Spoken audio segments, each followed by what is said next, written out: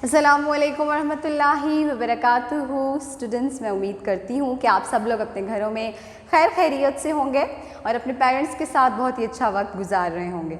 हमारा आज का मैसेज है चीख कर नहीं बोलना। हमेशा बात आहिस्ता आवाज़ में करनी है और नरमी से करनी है। स्टूडेंट्स, हमारा आज का जो लेक्चर है वो है उर्दू फॉर क्लास 8 सबक नंबर 4 और उन्वान है सवाल जवाब। हमारे सबक नंबर 4 का नाम है पाकिस्तान के चंद अहम त्यौहार। स्टूडेंट्स, प्रीवियस लेक्चर में हमने इसको रीड किया था। पाकिस्तान के चंद अहम त्यौहार हम लोगों ने डिस्कस किए थे और ये जाना था कि पाकिस्तान में कौन कौन से खूबसूरत त्यौहार मनाए जाते हैं। सो स्टूडेंट्स, आज हम लोग इसकी एक्सरसाइज करेंगे मश्क, जिसमें सबसे पहले हैं सवाल जवाब। तो चलिए शुरू करते हैं अपनी आज की वीडियो, जिसमें हम लोग सवाल जवाब हल करेंगे। आप लोग अपनी टेक्स्ट बुक उर्दू की जल्दी से ओपन करें, पेज नंबर 22 ओपन कर लें। पेज नंबर 22 है हमारे पास और यहाँ पे हमारे पास हैं सबक पाकिस्तान के चंद अहम त्यौहार के मुताबिक दर्ज झैल सवालों के मुख्तसर जवाब लिखें। पहला सवाल है हमारे पास, पाकिस्तान की तहज़ीब व सकाफ़त कैसी है? पाकिस्तान की तहज़ीब व सकाफ़त कैसी है?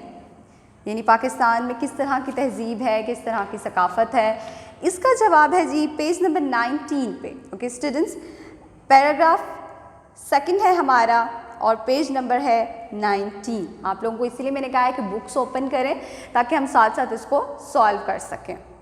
पेज नंबर 19 पे सेकंड पैराग्राफ में यानी दूसरे पैराग्राफ में हमारे पास लिखा हुआ है, पाकिस्तान एक ऐसी इकाई है जिसमें मुख्तलिफ़ सकाफ़तों और तहज़ीबों का रंग शामिल है। इसकी मिसाल एक रंगारंग गुलदस्ते की है। हर फूल अपनी जुदागाना हैसियत का हामिल होने के बावजूद गुलदस्ते से किसी तरह अलग नहीं है। यहाँ तक हम इसका आंसर काउंट करेंगे स्टूडेंट्स, बिकॉज़ यहाँ पे वो हमें ये बता रहे हैं कि पाकिस्तान की जो तहज़ीब व सकाफ़त है उसकी मिसाल एक गुलदस्ते की तरह है। मैंने आपको पहले भी लेक्चर में बताया था कि यहाँ पे मुख्तलिफ़ किस्म के लोग रहते हैं, सिंध में, पंजाब में, बलूचिस्तान में, खैबर पख्तूनख्वा, आज़ाद कश्मीर, गिलगित बल्तिस्तान, कबायली इलाके और मुख्तलिफ़ एजेंसीज़ जिनमें मुख्तलिफ़ तरह के लोग रहते हैं। वो अपनी मुख्तलिफ़ तहज़ीबों को और अपनी सकाफ़त को ज़िंदा रखे हुए हैं।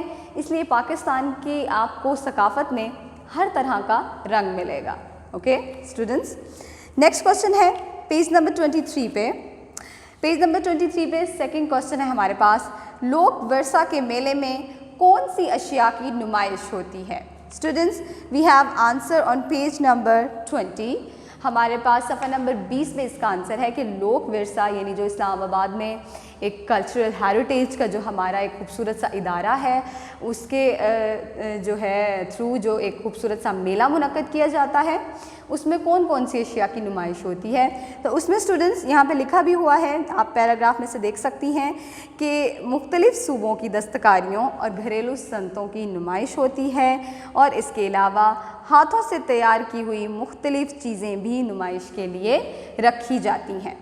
घरेलू दस्तकारियों की नुमाइश होती है और हाथ से बनी हुई चीज़ों की नुमाइश होती है। ठीक है स्टूडेंट्स, ये हमारा दूसरे सवाल का जवाब है।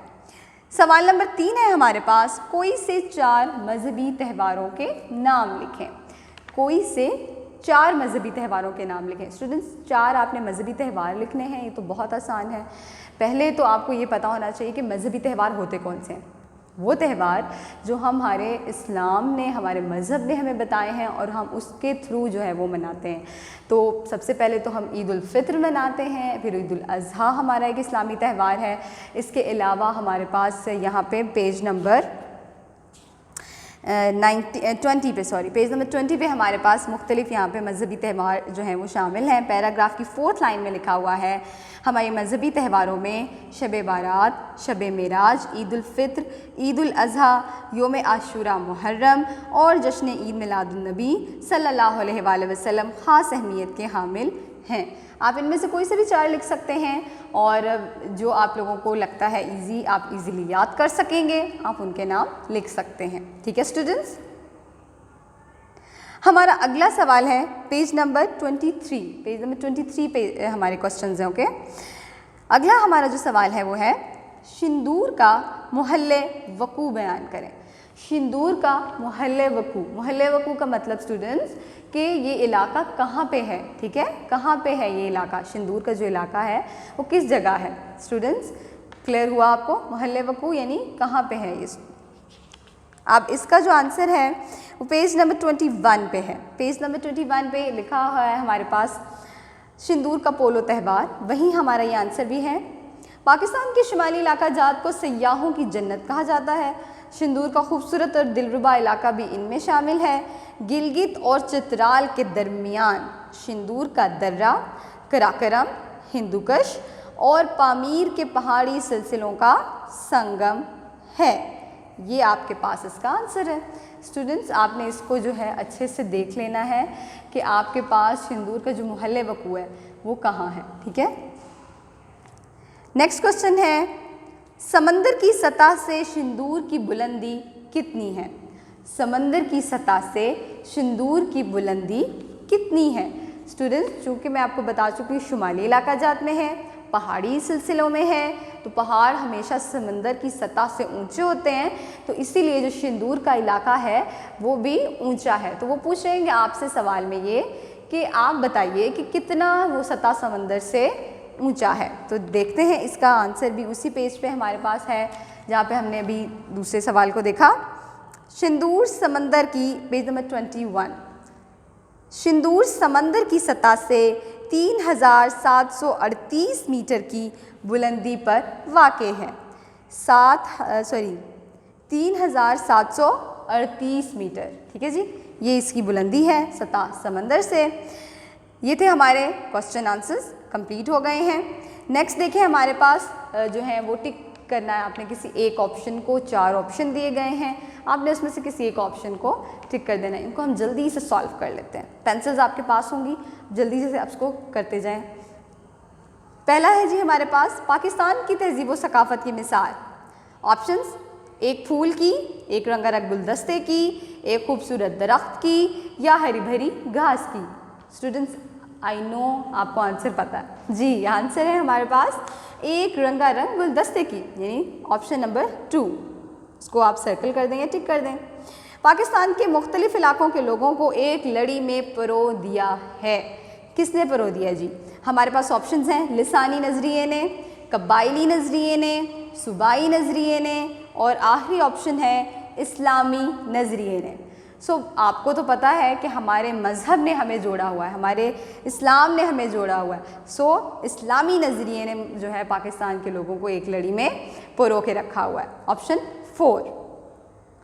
लोक विरसा का मेला शोहरत का हामिल है, ठीक है। आपने बताना कि किस शोहरत का हामिल है, इलाकाई, सूबाई, मुल्की या फिर आलमी। Students it's an international event. ये एक बैनुल अक़वामी इवेंट हो चुका है। यहाँ पे 20 से ज़्यादा ममालिक जो हैं वो आते हैं अपनी दस्तकारियाँ लेके। सो इट मीन्स कि लास्ट ऑप्शन जो हमारा है यानी आलमी, वो हमने करना है सर्कल। अगला देखिए, पाकिस्तान बुनियादी तौर पर मुल्क है। कौन सा मुल्क है जनाब पाकिस्तान बुनियादी तौर पर। इसके लिए आपके पास 4 ऑप्शंस हैं। पहला ऑप्शन है सनती, दूसरा ऑप्शन है ज़रई, तीसरा ऑप्शन है तफरीही, चौथा ऑप्शन है साहिली। स्टूडेंट्स पाकिस्तान एक ज़रई मुल्क है, ठीक है। ऑप्शन 2। पाकिस्तान का सबसे बड़ा मेला मवेशियाँ मुनक्किद होता है। किस जो है वो टाइम पे होता है, उन्होंने आपको डिफरेंट किस्म की डेट्स बताई हैं।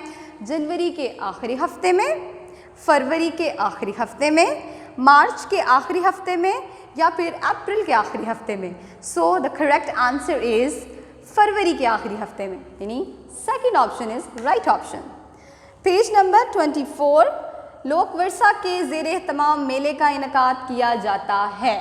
कहाँ किया जाता है भाई, लाहौर में, सिंदूर में, इस्लामाबाद में या फिर सिब्बी में।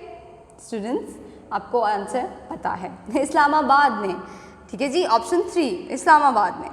पाकिस्तान का दिल कहा जाता है इस्लामाबाद को, मुल्तान को, कराची को या फिर लाहौर को। स्टूडेंट्स तो यहाँ पे हमारे पास है जी पाकिस्तान का दिल कहा जाता है मुल्तान को। नेक्स्ट है हमारे पास, हर साल सिब्बी मेले का इनकाद होता है 15 जनवरी को, 15 फरवरी को, 15 मार्च को या फिर 15 अप्रैल को? So the right answer is 15 फरवरी को। हर साल सिडनी मेले का इनेकाद होता है 15 फरवरी को। स्टूडेंट्स, ये थे आपके दुरुस्त जवाब की निशानदेही करने वाले ऑप्शंस। आप लोगों ने इनको अच्छे से तैयार करना है। सवाल जवाब बहुत ही खूबसूरत राइटिंग के साथ अपनी नीट नोटबुक्स पे लिखने हैं। स्टूडेंट्स, आपने अपनी राइटिंग का काम बिल्कुल भी नहीं छोड़ना, ताकि आप लोगों की राइटिंग जो है वो गंदी ना हो जाए, ख़राब ना हो जाए, ठीक है। साथ साथ लिखते भी रहना है ताकि आप उसी तरह खूबसूरत लिखते रहें जैसे आप पहले लिखते थे। स्टूडेंट्स, आपके पास पेज नंबर 23, 24 है नेक्स्ट, और 25 ये आपकी एक्सरसाइज है, तो आपने इसको खुद से फिल करना है। फिल इन द ब्लैंक्स हैं, कुछ दुरुस्त जवाब हैं, टिक क्रॉस करने हैं। आपने अच्छे से लेसन को पढ़ा है, आपको आंसर्स आते होंगे, आप इसको खुद सॉल्व करने की पूरी कोशिश करेंगे, ठीक है। स्टूडेंट्स, आज के लिए हमारा लेक्चर इतना ही है। कल तक के लिए इजाज़त दीजिए। घर पर रहें, महफूज रहें। अस्सलामु अलैकुम वरहमतुल्लाहि वबरकातुहू।